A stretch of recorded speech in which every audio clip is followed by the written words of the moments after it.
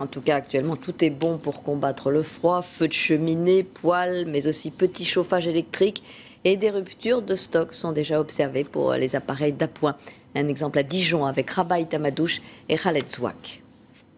Près d'une semaine que les plombiers chauffagistes multiplient les interventions depuis que Dijon affiche des températures glaciales. Dans cette cour intérieure, Franck vient vérifier que le tuyau qu'il a remplacé ce matin fonctionne bien. Voilà, donc ça c'est le morceau de tuyau qui a éclaté du au gel. En ce moment, il y a 2 interventions. L'air d'urgence parce que l'eau coule à foison, parce que ça a dégelé ou ça a éclaté. Et puis les gens qui n'ont pas d'eau parce que c'est encore gelé à l'intérieur, mais les tuyaux n'ont pas explosé. Le froid et le gel, ennemi numéro 1 des canalisations d'eau, des chaudières et autres pompes à chaleur poussées à la surchauffe. Dans cette boutique de chaussures, une autre intervention. Encore un tuyau percé par le gel et source d'inondation. Le gel, c'est comme la bouteille d'eau. Vous mettez une bouteille d'eau au congélateur. Voilà, et ben, au bout d'un moment, elle va exploser, elle va se dilater. Et puis du coup, le cuivre il ne supporte pas.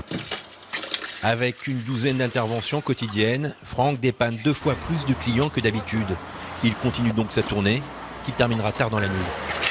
Et c'est parce que leur chauffage est en panne, ou tout simplement parce qu'ils ont trop froid, que de nombreux habitants de la région se ruent vers les magasins pour acheter un chauffage complémentaire. J'ai des tuyaux congelés, des tuyaux d'eau, pour chauffer, parce que c'est pas habité et il faut que je chauffe. Et avec une augmentation des ventes comprises entre 200 et 700% selon le type de chauffage, la rupture de stock est proche pour les magasins de bricolage locaux.